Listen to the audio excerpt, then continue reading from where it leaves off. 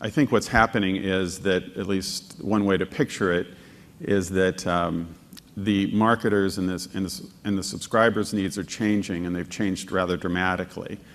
And so this is really an attempt to sort of capture some of those things. That they're really looking for, the marketers are looking for brand engagement.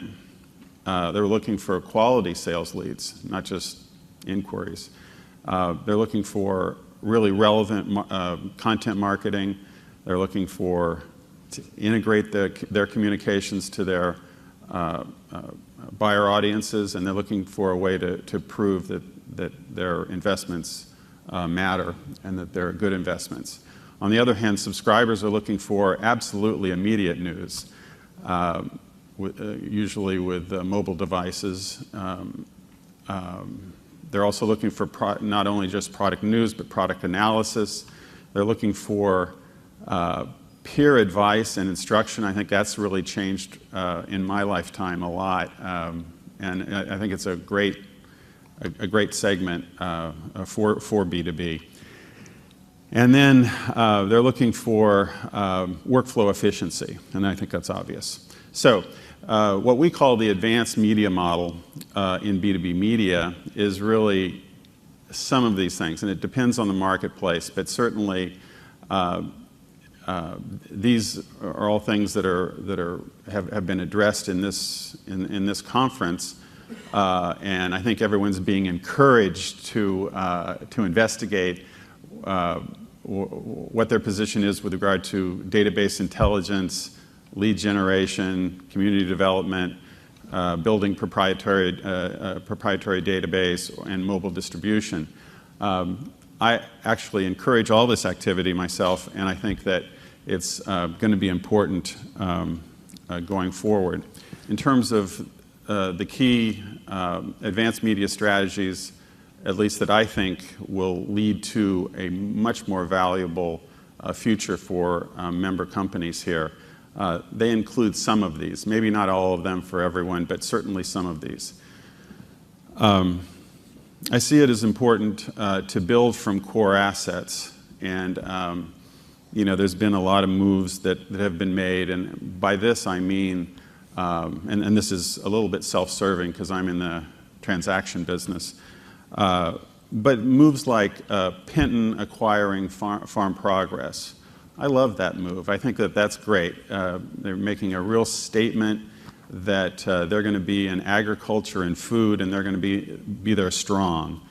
Certainly what Don Pazur is doing at Access Intelligence with the many acquisitions you're making, they're targeted acquisitions, I applaud those. Penwell has made a recent acquisition that strengthens their public safety group, which I like. Divest non-core. Really, I think a lot more work needs to go into this, and to just simply decide what you're not going to be great at. I think it's interesting to see that UBM sold all of their data service businesses recently, or the data services to Electra Partners. Also, is interesting to see Questex trim its number of markets. Certainly, both Nielsen and Reed have trimmed almost completely out of B2B. Maybe that's too much trimming. Okay, so the other strategy that I see is to build a capable technology platform. And I can start to see certain companies that feel pretty confident in their capability.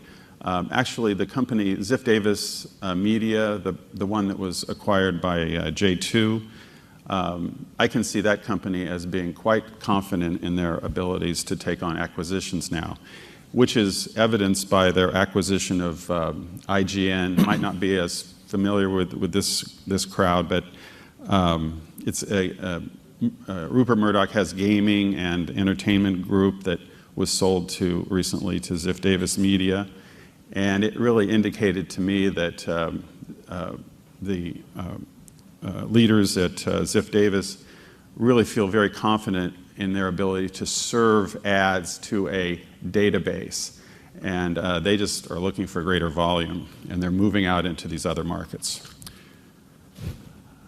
Let me mention one other. I think that it's interesting to notice that just in conversations with John French at Cygnus, that Cygnus, with its partnership with Omida, is really developing a very strong technological base of operations. And the other way to do this is to partner. You don't have to necessarily build it yourself. I think it's been mentioned, but there's many people in the room that can perform certain functions, certain technology functions. That one company I'm personally invested in is Madison Logic for lead generation. But let me move on to embracing community development. This is important. I think it's just an important concept, and there's some companies that I see as moving out on this front. One is Farm Journal. I think Jeff Pence is here somewhere, but I was talking to Andy Weber, and he was describing the top producer network that they have, which is essentially a kind of a takeoff on YPO. And they have, it's a peer-to-peer network, similar size farmers gathering on site. They have password-protected websites that they all have access to, and then they have an annual event. I think they're doing a pretty good job from the sound of it. There's another company that I've come into contact with called iNet Interactive, which is their model for business information is purely peer-to-peer. They don't have editors. They're really talking. They're publicizing what peers say to each other. And the last is really participate in audience workflow. I think it's been really covered by this, but I think this is probably the most important thing in order to inform your strategies, is to really get in tight with particularly the users, and find out what their workflow strategy, what their workflow needs are, and to fit your products accordingly. My own view, in summary, is that the private equity players will be back before 5 years, because I think that there will be a lot of innovation in this group. I think that the merger with the SIAA, I personally think it's a good move, because I think it's going to mix things up a lot, and it's going to provide a lot of opportunities that we haven't seen before.